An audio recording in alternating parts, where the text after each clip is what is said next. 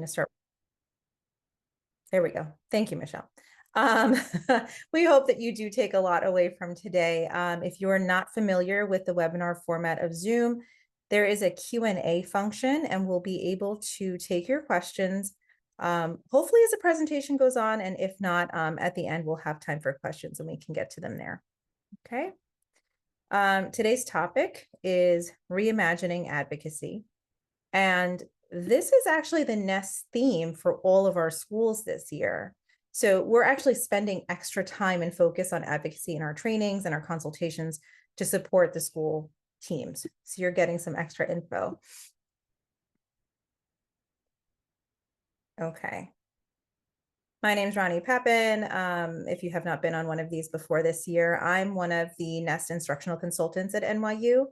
And then my colleague here, Michelle Lee, she's actually one of the SEL consultants for NEST. Okay, just some quick reminders during the webinar. We are recording right now, so you'll have this. It'll be sent out in the NEST newsletter, I would say in the upcoming weeks, maybe. I think we have closed captioning available, right? Yes. And like I mentioned, the Q&A function is there. It's available the whole time during the webinar. Please engage in the chat, right? You can engage with us. Please engage with everyone else here. And we are going to give you a link for the evaluation. Please, please, please fill it out. We really do use this. The information that we get from this drives our, I guess, our topics for, for the upcoming webinars. Okay, and once again, just a little housekeeping. I know it can get fuzzy when you're trying to figure out how to support your child and who to contact. So just as a reminder, if you have a specific question about your child, you're going to direct that to your child's school. If you need help finding community resources, that's going to be either the social worker, guidance counselor, someone at your child's actual school. And if it's not something they can answer, they'll be able to direct you to NYCPS centralized support. On our side, we actually, other than these webinars here, we don't have any contact with parents. And I feel bad because I know we do get emails directly from parents, and we actually are not allowed to, we have a very kind of scripted response, I would say, because we're just going to be able to direct you to your child's school or centralized support. But our role actually is to provide consultation and support to the teachers in the schools, the principals, and all the related service providers. Okay, see in the chat, Tanya, not sure, I'm on the newsletter list. You can talk to the social worker or the guidance counselor at your school. They'd be the ones that would be able to tell you if your name is not on there. And I mean, you can just email them and they can get you on there pretty quickly. It's a simple process. Okay, our objectives today, we would like you to rethink the traditional definitions of advocacy, explore inclusive ways to address unmet needs, and consider the steps it takes to reach a point of advocacy.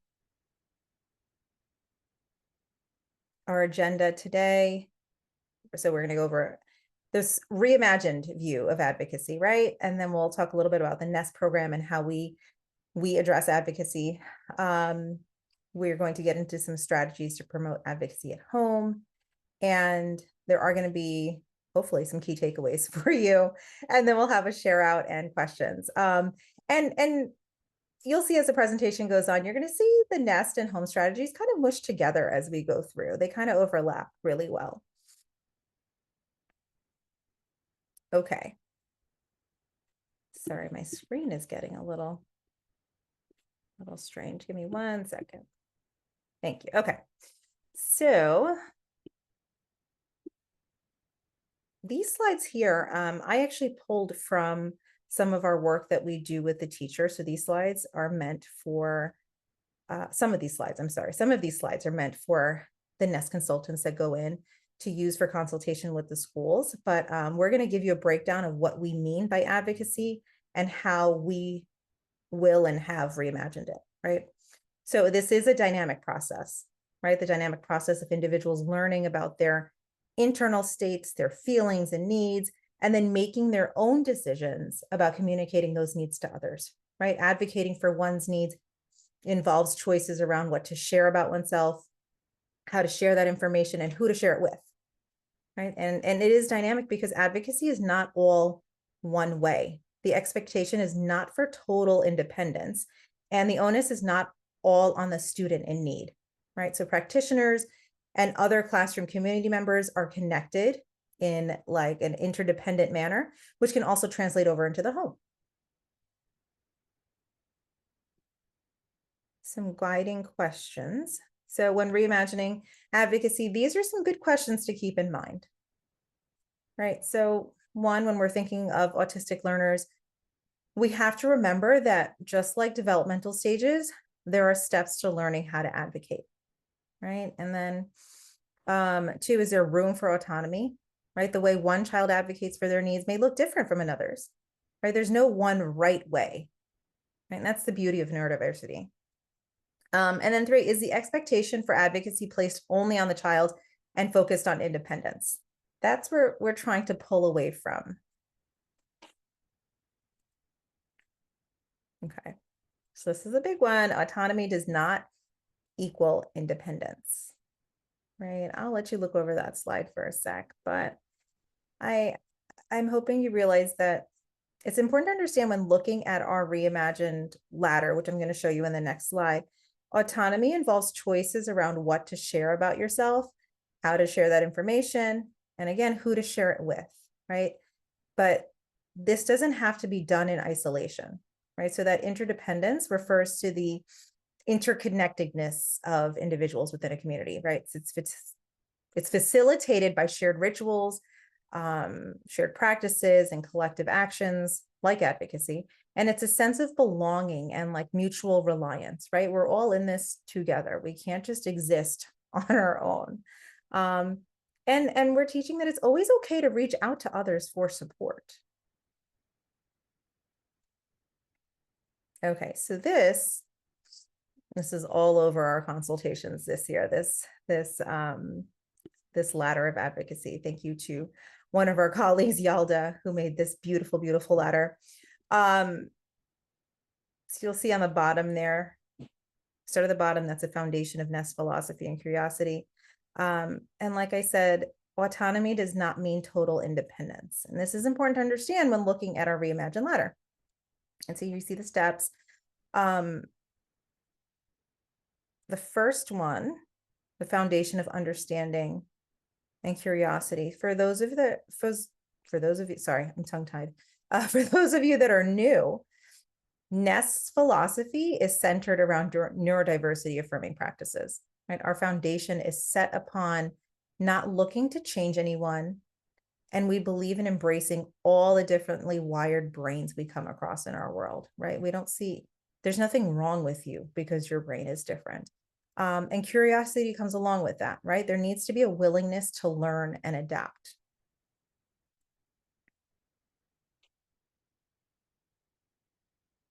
There's a quote here. This is actually one of the self-advocates that we like to refer to often. So noticing an unmet need is the next rung on the ladder. And this is going to look different for everyone. So don't get stuck on one idea of how this is, supposed to be. Okay. I'm going to give you one example in school. And I think this could work across grade bands, elementary through high school. You have a student that only wants to work with one adult. I only want to work with Miss Pillars, right? They do not engage with the other teacher, maybe in the room, maybe it's a para. There's so many different ways to do this, but a student may prefer to work with only one adult in the classroom or maybe even in the building.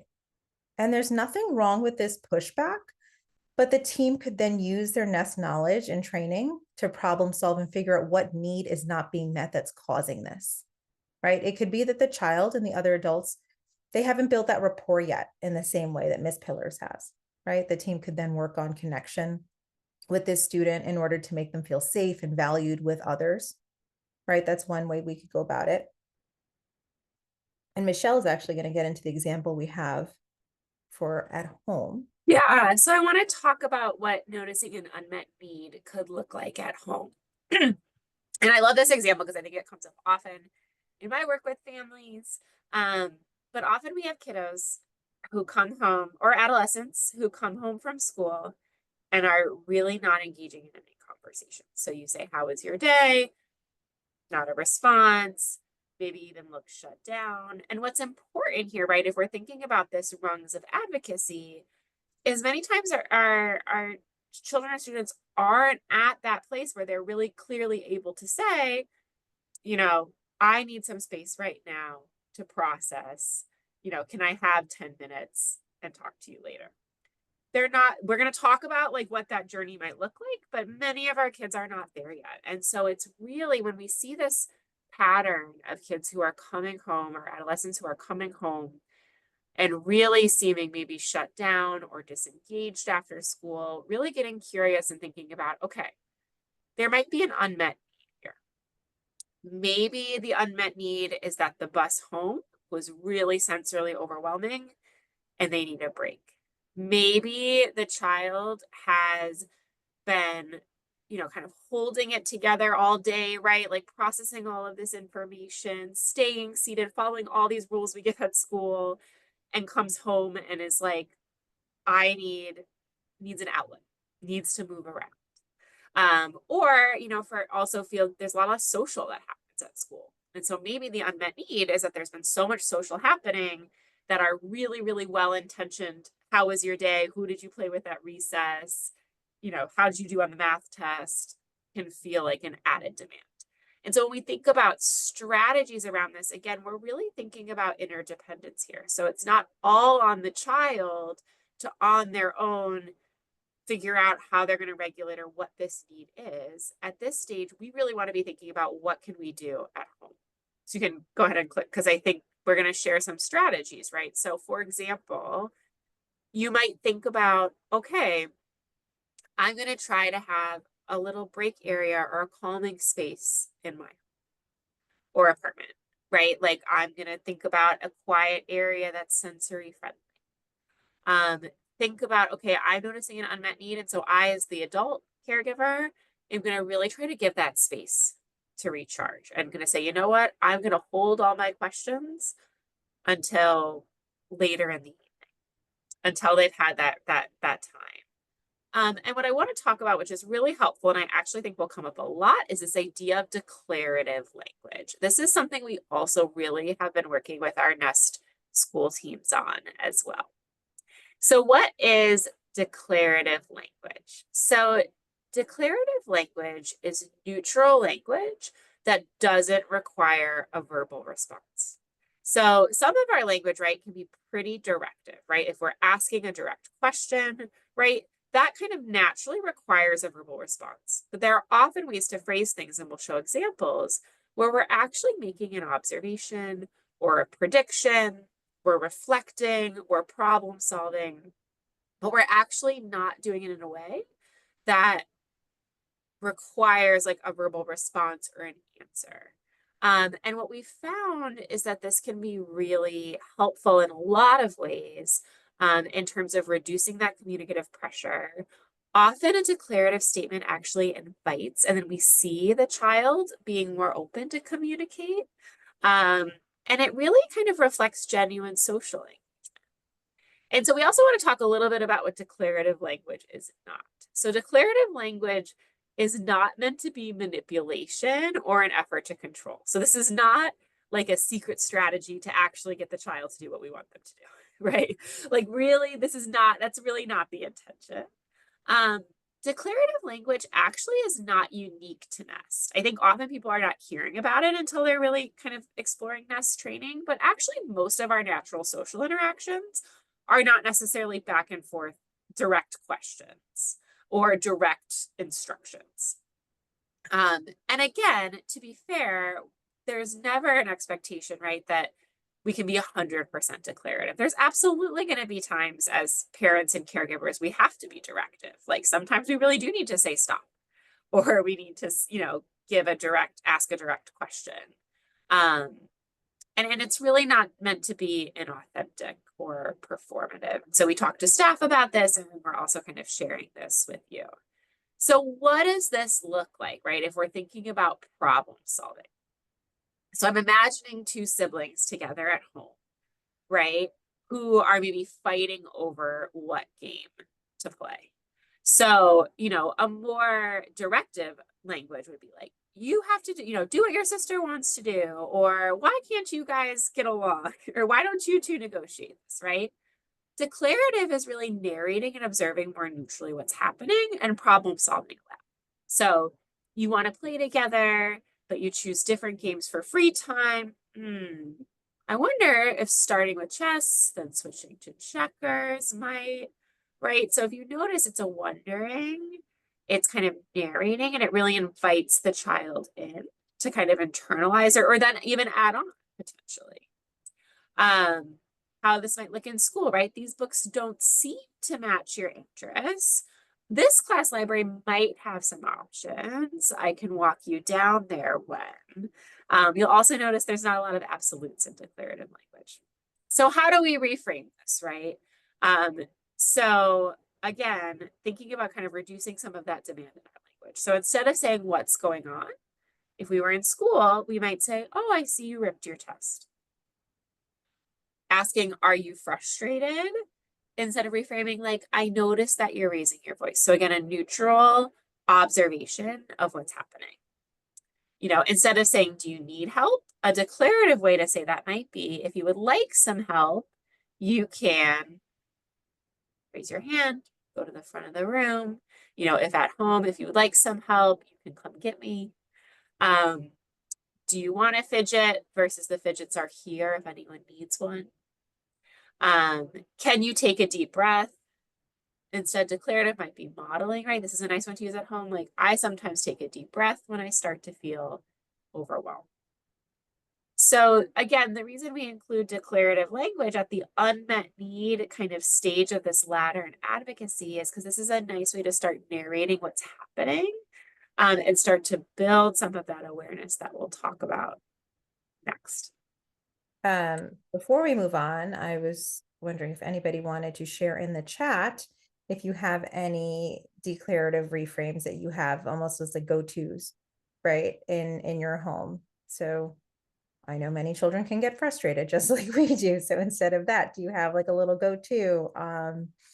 Or if your child does come home kind of burnt out, do you have a declarative language reframe for that?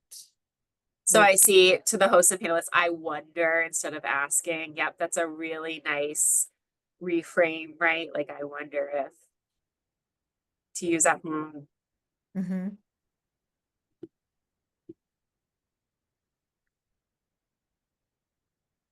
Okay, feel free to engage in the chat. We're going to move on. So the I next, did see one question in Q&A actually that I think relates to this. So it says, my soon-to-be 6-year-old comes home to say, Mom, I need some space. I need to be alone, please. Which is actually like a lot of direct advocacy for him. I'm worried he may be blocking out everything. He says it often. Should I be concerned? I mean, it sounds like the unmet need here, right, is that maybe there's some sensory overwhelm, maybe there's some kind of social battery that's strained. And sometimes kids do need that alone time. Now, of course, a 6-year-old can't have alone time all of the time, right? But I think allowing some space and then checking in and modeling, like, you can have some alone time. I'm here for you, or I'm going to come back and check in 5 minutes, can be a nice way to balance that also. But it is quite common, especially for our autistic learners, to need some extra decompression time or kind of re-regulation time on their own after school. Thank you. Okay, keep those questions coming, keep engaging in the chat. We want to hear from you. We want to be able to support you.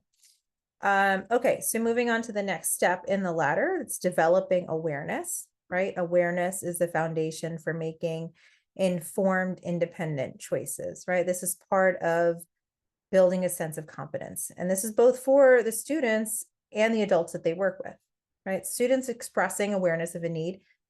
This can come in many forms, right?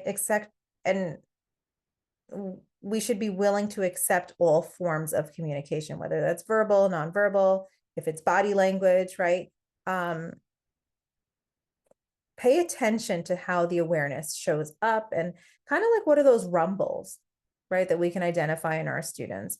And when you identify those rumbles, that's where the brain body connection can start to happen, and we can help support the children to become more self-aware. Which leads into the next slide, self-awareness, the conscious knowledge and understanding of one's own thoughts, feelings, and intentions in relation to others, right? This does not happen right away. It's going to look very different, self-awareness in a 5-year-old than it does in, I don't know, junior in high school, right? In Nest, this could look like, there we go. Okay. You may have a student, you have the teacher saying something like, Sam, you're rocking and touching things or people around you. How are you feeling? Right, you're checking in. Alex, you seem most comfortable working one-on-one with a teacher. Is that something that helps keep you focused? Right, or I noticed that some students are looking really focused when they use wiggle stools, while others might feel distracted by them. How do you feel when you use a wiggle stool? Right. Kids do need scaffolding here. We don't want to lead them to the witness, like leading them to the choice that we want them to make, right? We are kind of, we're teaching them this skill. We want them to ultimately be aware enough that they can be like, you know what, I do like the wiggle stool. I do like actually sitting on the floor when I'm writing my essays. We have to be careful not to make like neurotypical assumptions, right?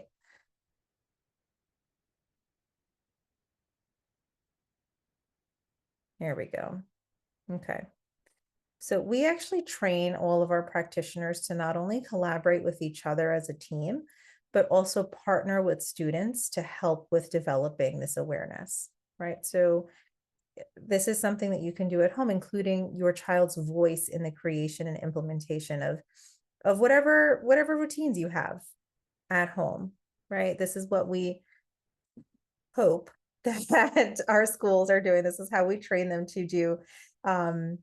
It's one way of advocacy, and it's just a foundational practice of Nest.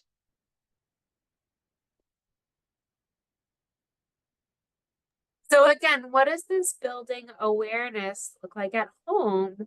It can really be a lot of modeling and kind of almost thinking aloud, right? So this window can be really distracting when I'm trying to get work done. Do you feel this way when doing your homework in this spot? And again, notice, right?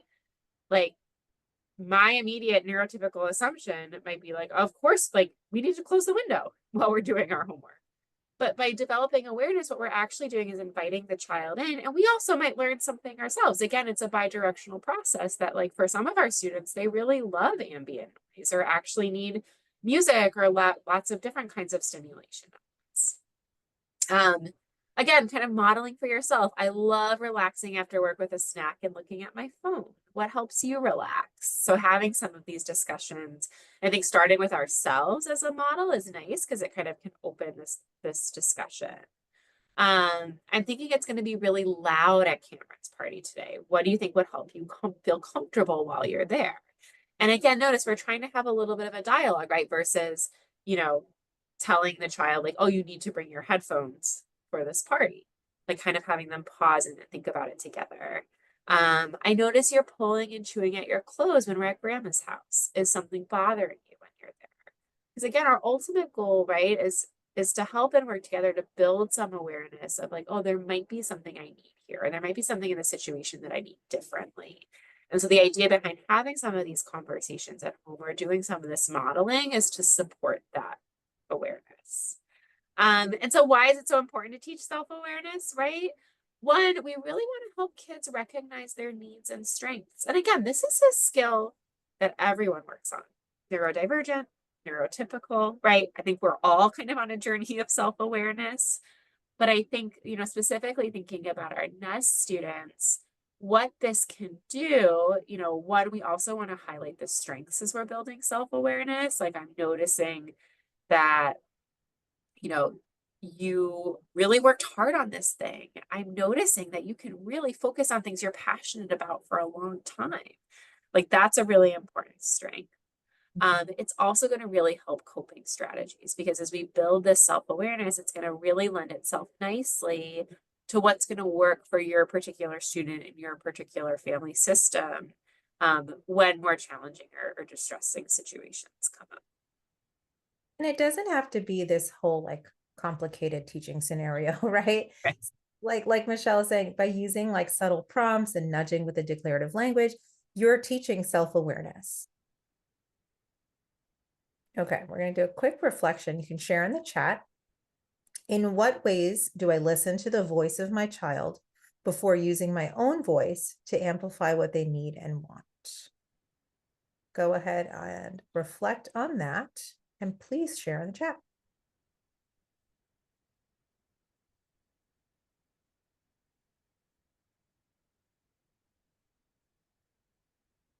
If you are going to share in the chat too, I just want to point out you might have to click the drop down and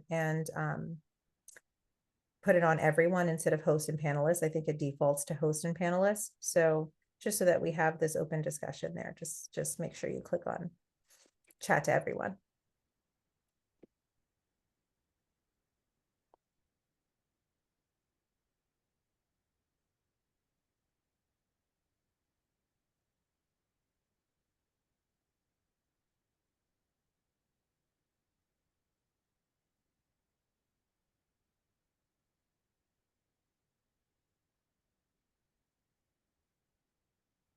I'm going to give maybe one more minute to reflect and share in the chat.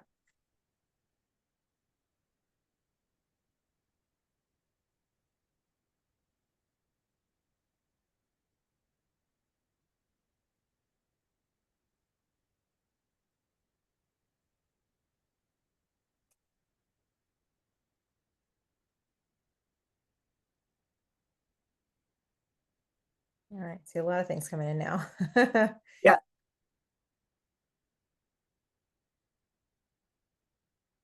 There says, can you please help me to understand what is bothering you? I don't understand. It's that partnering piece, right? You're having the child with you. Let me come closer. I really want to hear what you have to say. Can you help me understand what you're feeling? Right. So kind of opening the door to try to like really deeply understand and partner together.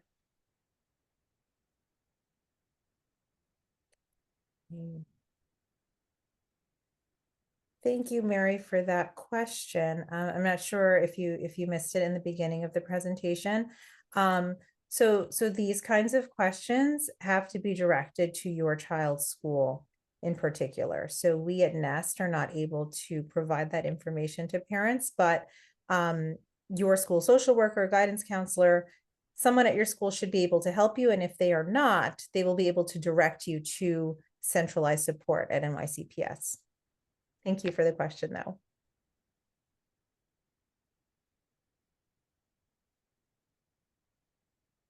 Oh, look at this nice connection within the chat. The school's coaches here also. This is why I love these meetings. That's perfect. I was just going to say the exact same thing. Yeah, that's awesome. Great. Okay, let's move on. Next up is identifying options, right? I'm doing my best to put some self-advocate quotes for each rung of the ladder. But I want you to read this quote and think on how does this quote impact how you think about what kinds of advocacy options should be available to autistic learners, right?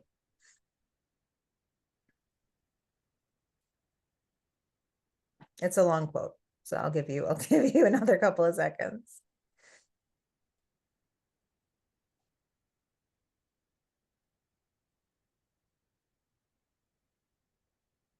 Okay. So in this step, So identifying options.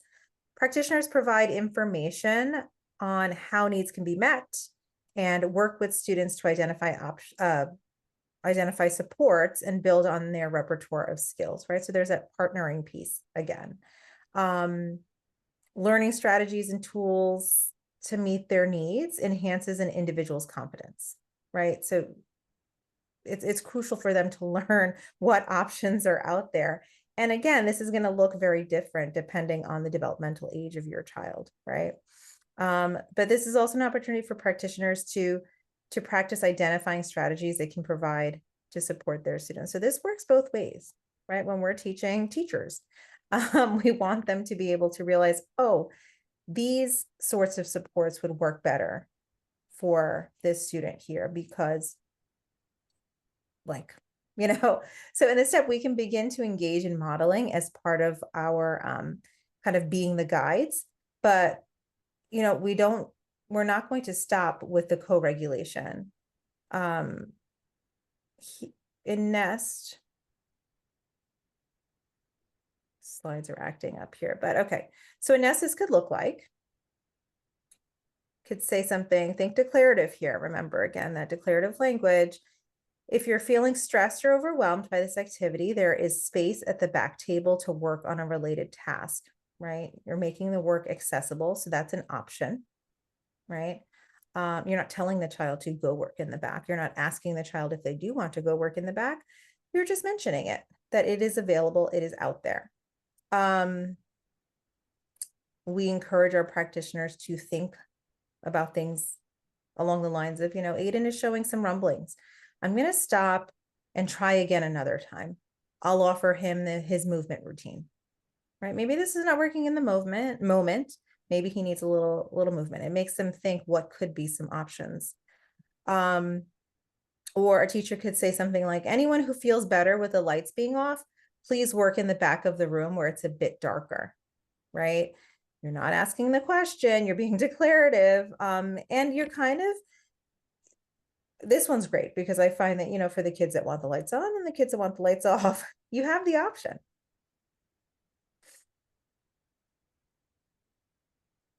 Oh, there's another one.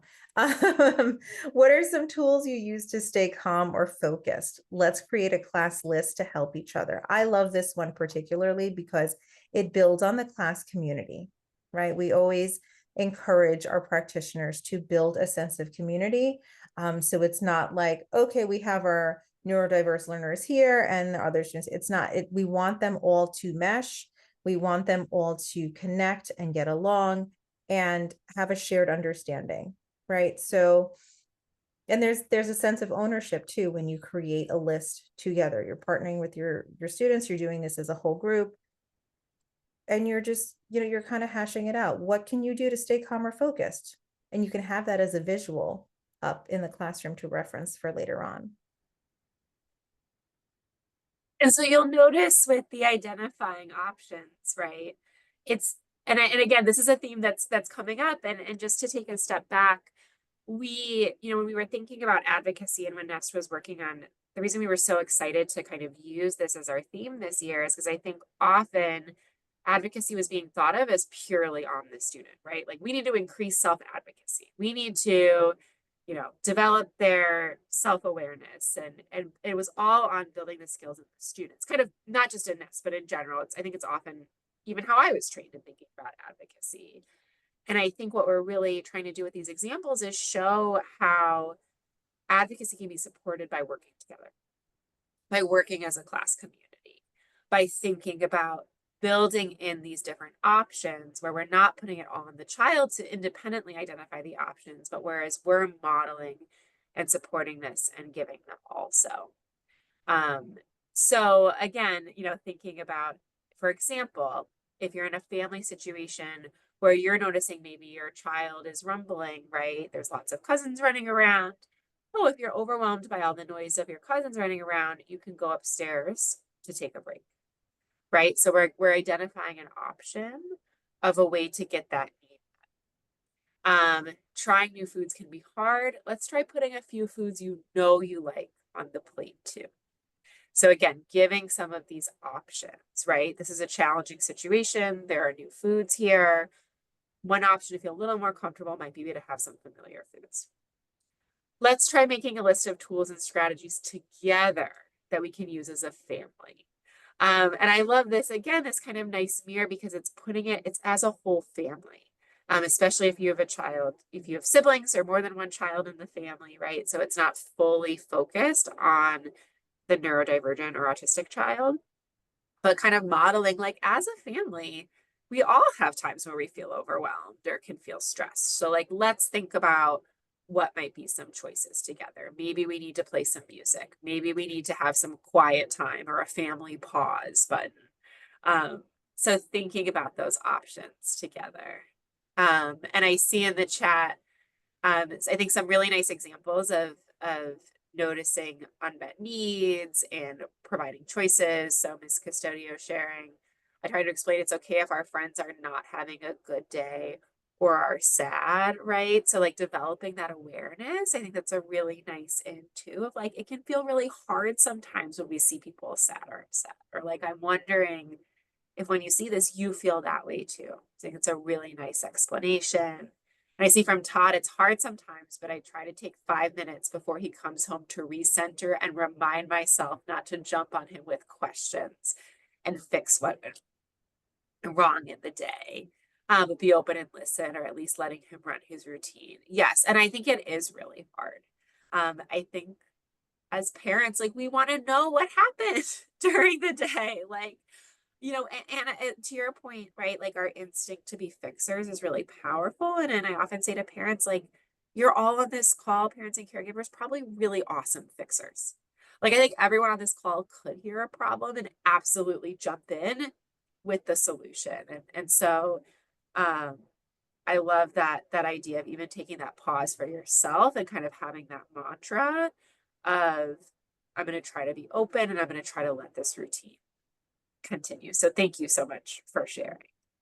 And so there's this idea, right, that can happen, you know, at school and at home of social regulation. So social regulation occurs when one person seeks to alter the emotional response of another person. Instead of just suggesting regulatory strategies, social emotion regulators pursue strategies to change the nature, duration, or intensity of the experience and expression of a target individual. Just a little bit technical, but what this is really getting at, right, is that there's a shared experience here, this idea of co-regulation that you've heard us talk about in previous family webinars, right? Where we're kind of going a little bit beyond suggesting a strategy and really trying to model those choices, offer those choices, think about modifications in the environment to support an individual going through an emotion. Mm.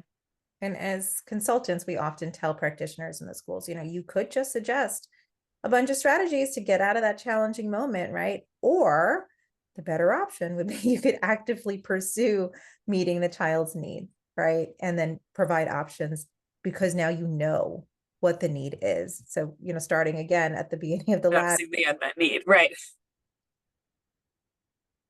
Okay, we're going to do a quick discussion. How do you currently make space for meaningful social regulation? I think Todd already got us started off, Yeah. but go ahead and put that in the chat. We'll give you about maybe 1 or 2 minutes.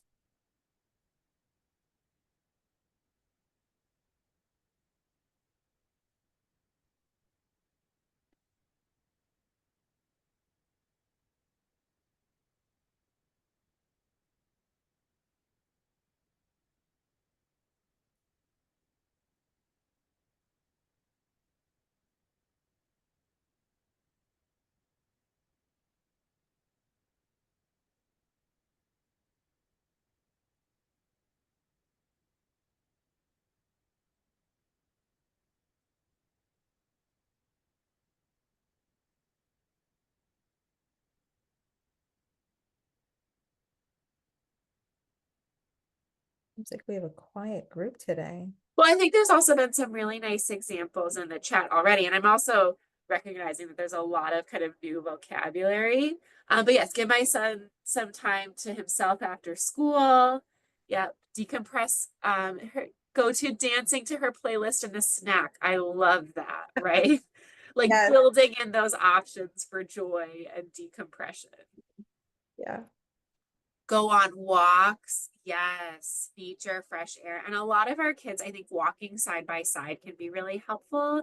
There's also a reduced kind of social demand, right? Versus like sitting across the table from each other. That can sometimes be really free for kids. Um, oh, and that's great, Miss Custodia, that the school sends pictures so you know what he did, which is really nice. Yeah, that's great for connection too, and to reflect back on, if you're struggling and they're having a challenging day after school, you can kind of pull those pictures up too. Like, look, do you remember how you had so much fun on this time? Yes. It's one of the SI concepts that we actually incorporate as well. I see it takes efforts. For my son, it's the park in his cars. Beautiful. Laura, my son loves to play with his Rubik's cubes. I've got mine on my desk. That's awesome. Yes, so those can be very regulating as well.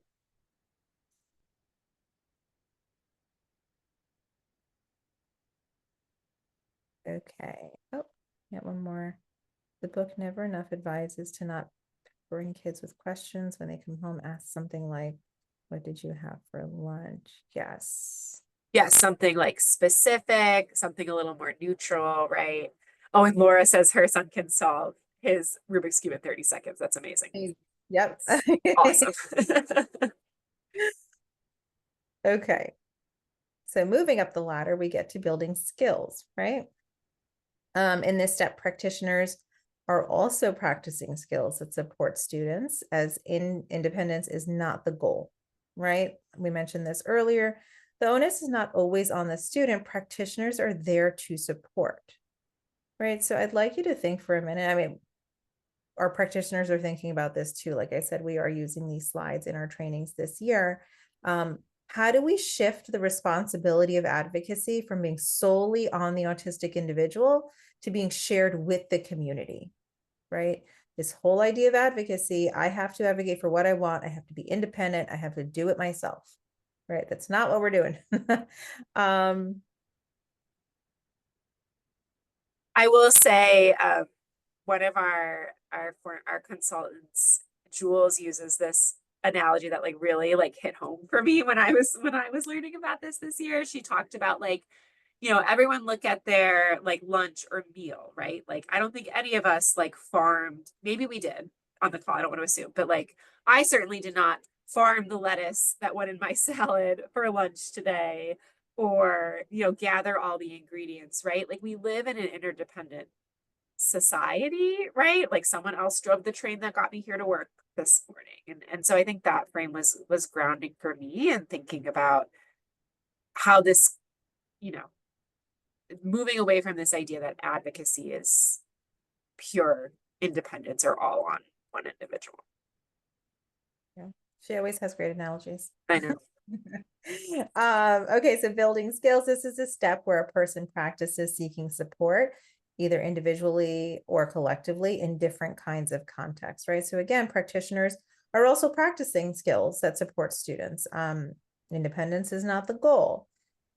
We want to build off of each other and share strategies. That's part of this step too, right? So students are practicing seeking support. And it could look like in Nest. Make sure I pull them all up. Okay.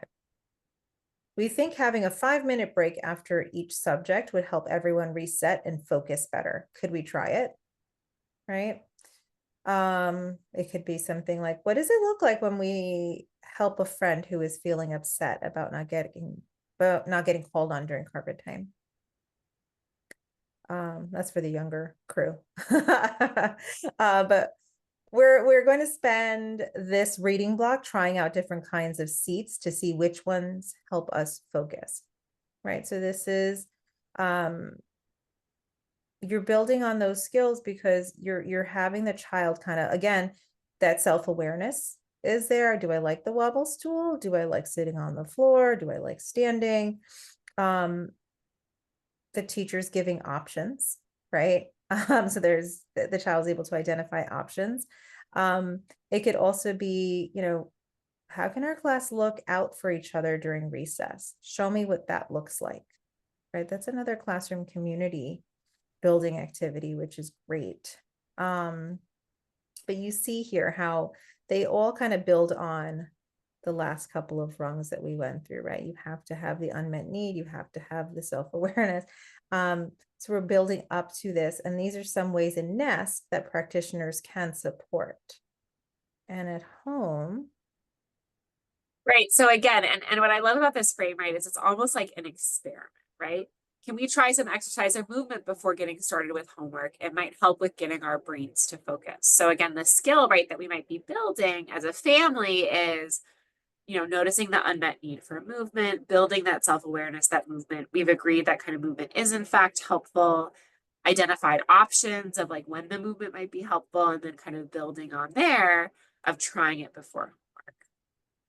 Building skills around modeling. How can we tell if your sibling is upset when you're playing a game, right? So like this might be a nice discussion to have if we've noticed that repeatedly between siblings there's been conflict around games. So like the unmet need you're noticing is like, oh, it may be that there's something that's happening during this game that's really challenging. So we might be building self-awareness around, what's hard about the game. Is it losing? Is it there are certain mechanics of the game that are feeling a little bit tricky. Are we noticing our volume during the game, right? And then offering choices and building that skill of recognizing, oh, my sibling is also getting upset in this moment. Another way to model this, right? If we're thinking about kids at the park, maybe we've identified some options, and then we're also building that skill around what kind of safe advocacy might look like for a family system, right? So we're at the park, siblings all want to do different things at the park, inevitably, right? So you don't have to play on the slings with your sibling, but you have to be in an area of the playground where we can see each other. So it's kind of a combination, right? We're offering some choices, right? The child doesn't have to be on the swing next to their sibling. They may not like that for sensory reasons. They may not align with their interests in general. But giving that skill of like, we need to find something else to do that's still going to be safe for our family and in the park. and I think it's important too to realize that, I mean, we do this with we kind of assume that even if you're neurotypical, that you just know these skills, you just know how to how to figure this all out, right? But we also know through research and with self-advocate input that our autistic learners, they sometimes need to be explicitly taught these skills, right? They may have a challenge in perspective taking, right? So explicitly teaching these skills, building these skills is really important. Right, with the playground example, right? Like there's kind of a hidden rule that like if I can't see you as the parent, that's not very safe. But like for some of our autistic learners, we need that really explicitly to understand that context. Um, and then again, these family-based conversations. How can our family look out for each other when we're not at home? Show me what that looks like. So also building skills through some role play and some practice and practicing together can be really helpful. So we have some scenarios that Rani put together to kind of practice applying some of these things in the chat based on our experiences. Okay. Here we go. I mean, I know gaming's a big thing. I just thought it would be more appropriate for a middle schooler or a high schooler, but to each their own. So scenario one, your middle schooler Ashley loves gaming and has a great relationship with one student in her class. She gets invited over to the friend's place along with some other kids to play video games, but Ashley tells you she doesn't want to go because the other kids will want to play with her friend and they won't get time to play with each other. So Ashley's kind of worried about not having that one-on-one time with her friend, right? So share in the chat. How would you navigate this challenge and build on your child's skills?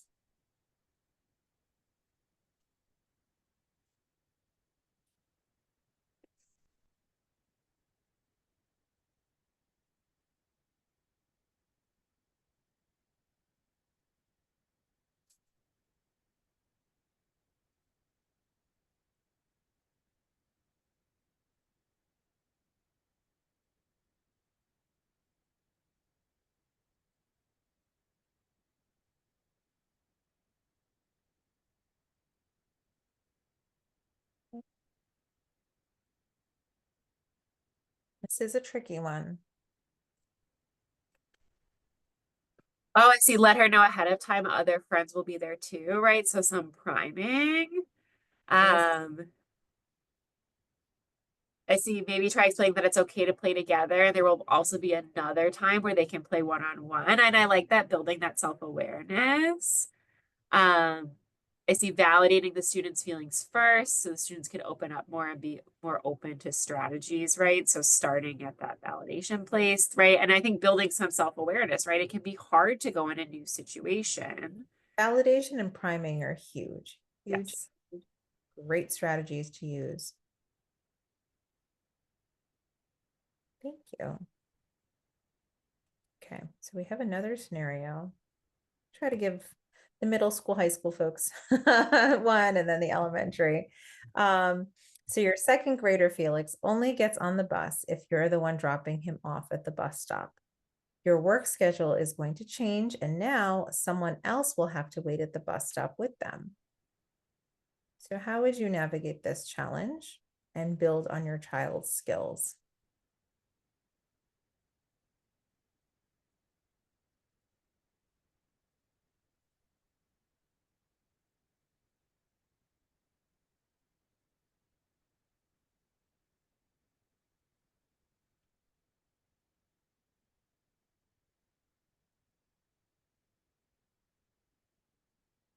See, Kirsten said in the chat, maybe it's okay for her not to go, referring back to the previous one. And I think that's great. That's an option, right? You're identifying options. It's completely fine if you don't want to go.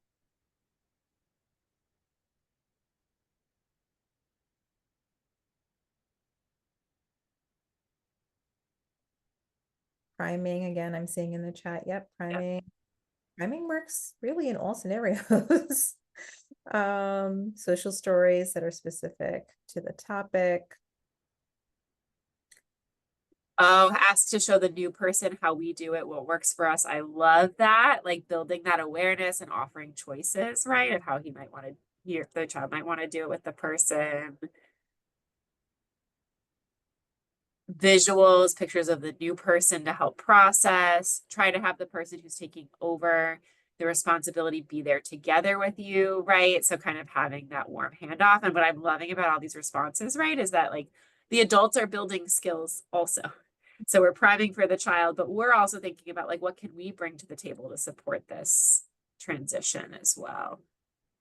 And I hear some mentions of social stories, which are narratives that can be used usually in the first person to kind of explain a new situation and what can be expected. Thank you, everyone. All right, finally, we are at the top of the ladder, right? We've hit the advocacy point. I'm going to give you to read this quote by Finn Gardner and reflect on what are some new ways you can imagine advocacy looking, how that looks in your home.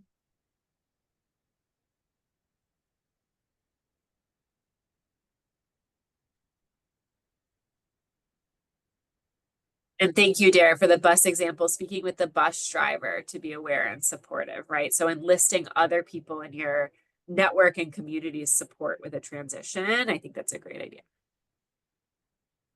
Okay, so like I said, advocacy is the ultimate step, right? It's the ultimate step of the ladder. Individuals make choices and take action. So that could be individually or collectively, and this is how they're going to get their needs met, right? This step involves making choices and advocating based on personal preferences and needs. And in Nest, this could look like, here we go. Okay. The class collectively sets expectations that honor and support neurodiverse ways of learning and interacting. So again, whole class community, right? Everyone's coming up with that together. There's that sense of ownership there. Expectations are set from the beginning. Students take breaks on their own, do not have to ask for permission from the teacher. There's a break. So Nest classrooms are expected, highly encouraged to have a break area, a break space. In the middle school, high school, we often see that it's a different room, right, outside of the classroom.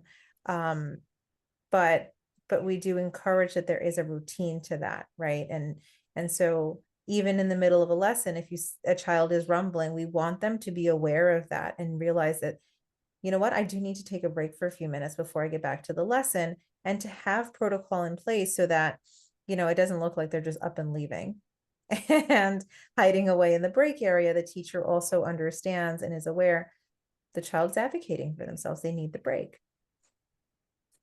Students can jump in and grab tools for a student who is feeling upset. This is a great one, probably built off of having a strong classroom community. The class collaborates to create visual schedules, illustrated guides, or even task breakdowns for classmates who need additional structure or clarity.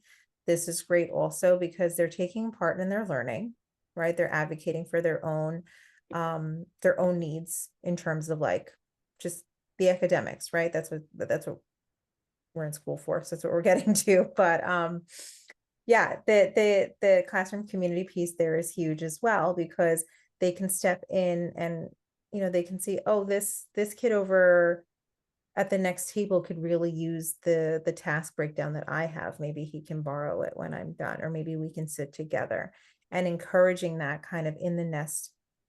I want to say the nest mindset, right? Having this whole idea of it doesn't have to look very cookie cutter, right? Students are able to be autonomous. They're able to move around the classroom.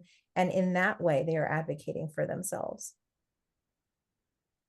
So you see here, like, kids can really see each other and notice each other's strengths, right? That's kind of like the opposite of the mind your own business mentality, right? You're working together.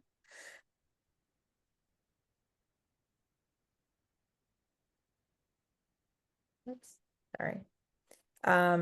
Oh, and there's another one. Class engages in community activities like notables, or most likely to. That's just a fun something that you could do. And it engages the class. It gets them excited. It makes things fun.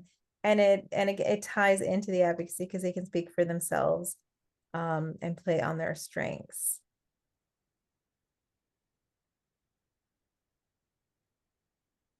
Okay. And then we're talking a lot about class community and that kind of classroom culture. How does that apply to behavior, right? So this term autonomy that I've been using, or we've been using in the Nest classroom, there's a specific focus on adaptive problem solving and self-advocating, as opposed to an emphasis on compliance. We are a non-compliance based model, right? I was just at a school yesterday explaining this. We are not looking to produce robots, right? This is not a factory. We want free thinkers. We want open-minded, problem-solving children, right, coming out of our schools. And so there, with autonomy comes collaboration, right? And the collaboration, that's the contribution of the students to the culture and norms of the Nest classroom.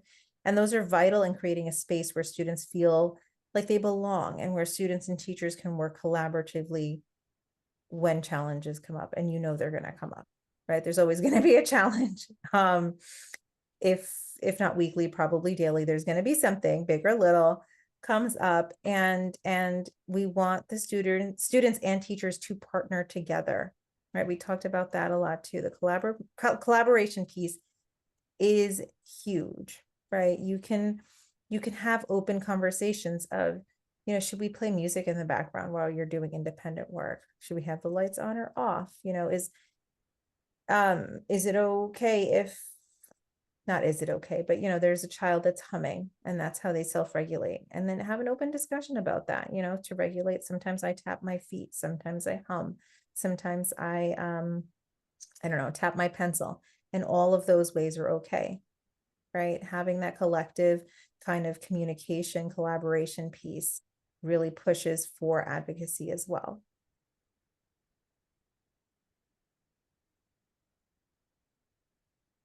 So at home, what does this collective advocacy look like, right? So thinking about, as a family, setting expectations that honor and support neurodiverse ways of interacting. So, what does that mean? That, like, for your family, it might mean that sometimes people need to get up and run around the table once or twice at meals. Sometimes it may be what we were talking about earlier with, like, we're going to have a break or have quiet time before I ask a lot of questions, or realize that when we're at the dinner table, our way of connecting and sharing about our days might look really different for each member of the family. Having that break area or break routine in the home, so that there is that option for the student to jump in and use that if they need it. Having those kind of regulation tools on hand. Thinking about, again, that, like, even at this highest, stage of the ladder, so to speak, that we may have a role here also. So family members grabbing those tools for the individual who's feeling upset, an individual getting up and saying, you know what, I'm going to dim the lights in here, or I'm going to turn off the TV in the background, right? To make things feel more calmer, more regulating. Thinking about, if many of our autistic children really thrive on routines and predictability. This is a skill I think, we're also building as the adults supporting our students, right? Is remembering how to put forth those routines, especially for some of us, if some of us are wired in ways that, like, that routine and predictability and structure may not come as naturally, and that's okay. But thinking about, as a family, maybe we've built in to enhance that predictability. We have that visual schedule on our fridge. We have the wall family shared Google Calendar, for our older students, where we can announce changes or try to prime to the best of our ability. Okay, like on Wednesday, Dad usually picks you up, but today Grandpa's going to pick you. Tomorrow Grandpa's going to pick you up. Or we usually are all able to go out for pizza on Friday, but this Friday the pizza restaurant is closed, so let's think of options for our plan B. And thinking about engaging in activities that foster interdependence, really meaning, like, doing family activities where the family is working together, building on each other's strengths, kind of modeling this working together.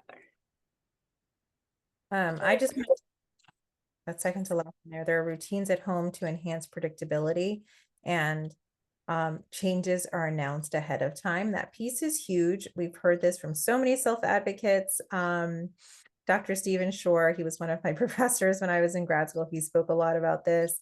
And we know that autistic learners are visual learners, right?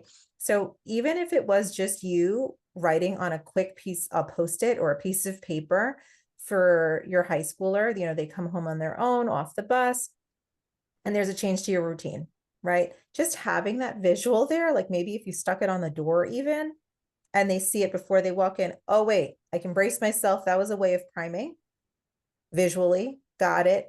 I can get it together.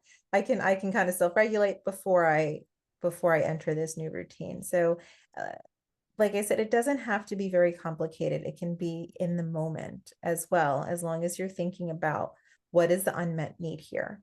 Yeah. Okay. I'm going to do a quick activity. You can share in the chat. Consider the following. How has your definition of advocacy changed today from what we've just presented, right? What does this mean for your family? And how will your actions start to shift? Or what can we change about our shared definition of advocacy? Right? I know what we presented today is very different from what you might hear. So go ahead, take a look at those prompts, share in the chat. These webinars are great because we get to hear from a lot of parents, and you get to hear from each other too, right? Hear each other's great ideas.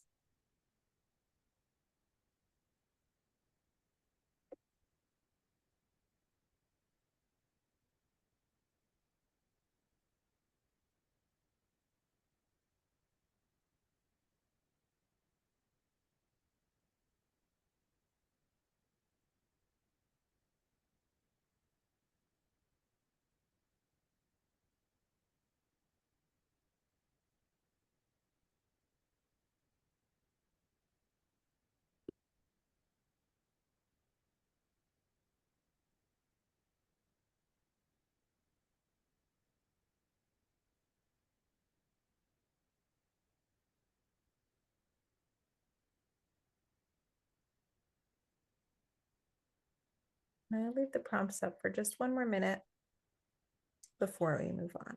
Because I love the idea of no one is independent, of self-advocacy is not autonomy. That's easy to forget. Yes, absolutely.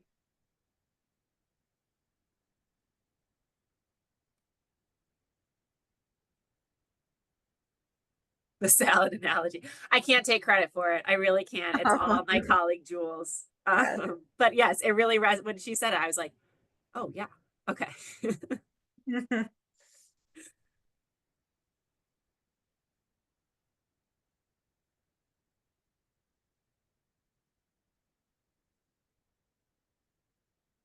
I think what has been helpful for me as a provider in thinking about the latter, autonomy is still interdependence, yes. Um, is using that ladder to really zoom out and think about where we are at in a family, in a classroom, I'm a therapist, like think in that dynamic, right, of where we're kind of at the ladder. Because I think often when there's maybe there's a challenging situation, or when I'm prompted to be like, oh, I want the student to self-advocate, right, to really go back and think about like where are we all at this, like do we need to go back and really think about the unmet need. And I think the ladder is going to look different for every kid in terms of where they are at, and also in different situations. I think both where you're at developmentally, but also some individuals may be kind of at different stages depending on what the need is. Some are more or less aware of their sensory needs, for example. So I think that has been helpful. I use declarative language more often from Laura, yes. And it's tricky. I just want to validate, like, I think it does take some kind of deliberate practice to do, because I think kind of our default and kind of how we're trained or we're raised, right, has to go to that declarative or that directive, excuse me. But I think it can be a really helpful tool.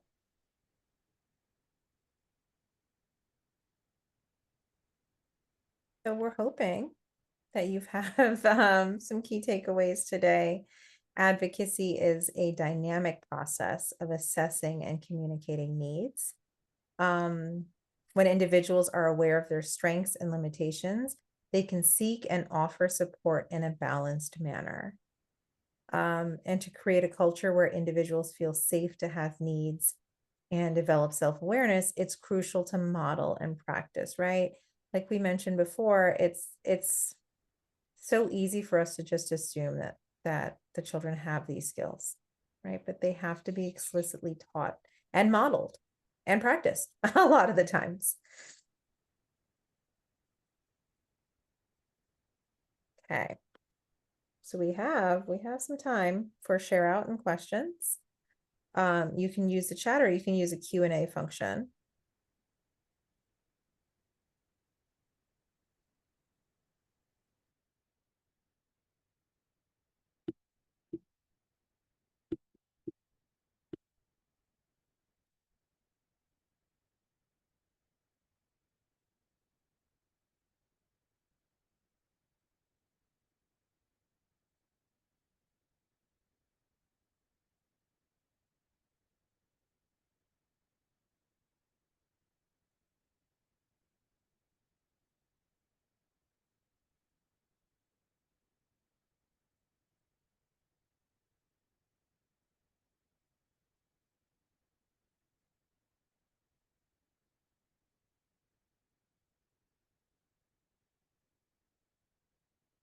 I also just want to mention, these are not just one-off conversations, right? It's going to look different across the ages, and it's going to be continual.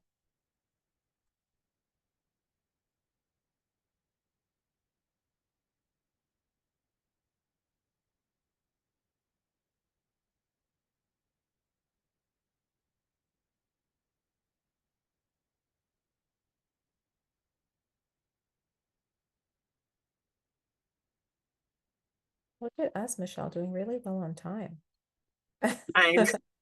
Oh, the date of the next workshop. Yes, this is a question we can definitely answer. So yes, we just got it. Thank you. It will be sent out, but I can give it to you right now. It's May 28th.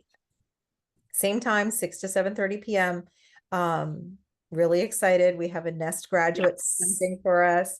But yes, it is May. I'm gonna put it in the chat. May 28th, 6 to 7:30 p.m. We just got that confirmed, so you will see that soon in your inbox. Oh, Todd has a share. When your kiddo wants to operate under the radar, self-advocacy can be a Herculean task because it can draw attention. This has been one of our struggles.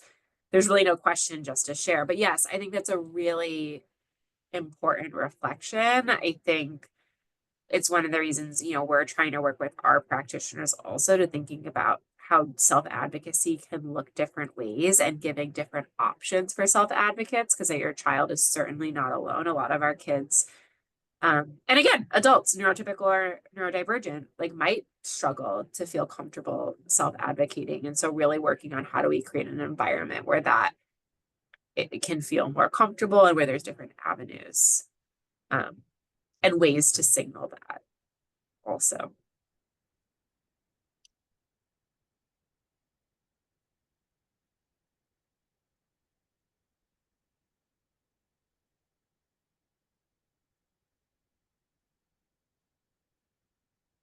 Yes, we're very excited for our self-advocate presentation. So she's a Nest graduate and she actually attends NYU right now. She's a freshman, studying to become a special education teacher.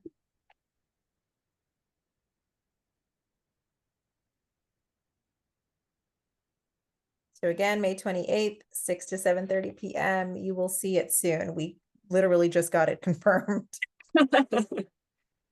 Ronnie, do you want to go ahead and put I know people are saying thank you, which I so appreciate, the yes. feedback form in the chat. We really, really value your feedback. We read every comment. We do different topics and things every year for these seminars. So please, if you have a few moments, we would love to hear how we can continue to be helpful and supportive. I actually lost the link. Give me a second.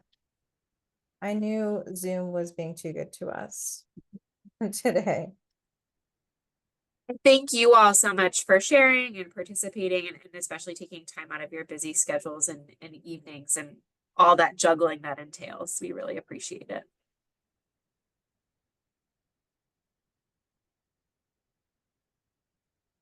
Okay. So we're having some tech issues, which as expected.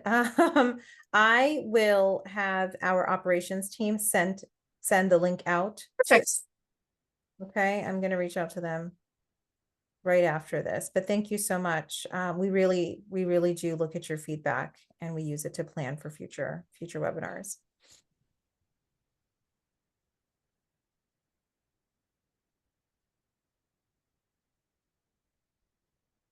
Oh, I see, Dara, your question. It can be challenging taking my child to other family members when he gets overly stimulated, and some tips for that. I think, every family is different. Some things that I might be thinking about are, is there any priming that can be done ahead of time? What to expect at the person's house? Are there comfort objects or activities that the child could bring with them to feel more comfortable in that environment?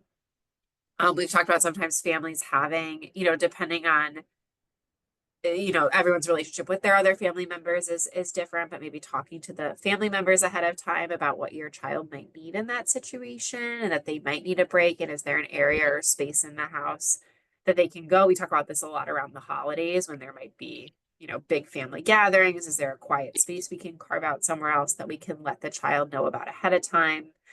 Sometimes kids will bring little sensory kits with them, different places, like maybe a bag with some preferred objects or some regulating tools.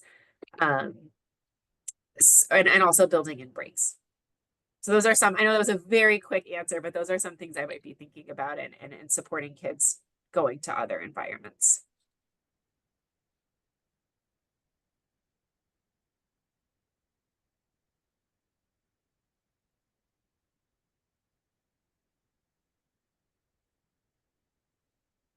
All right. Thank you so much, everyone.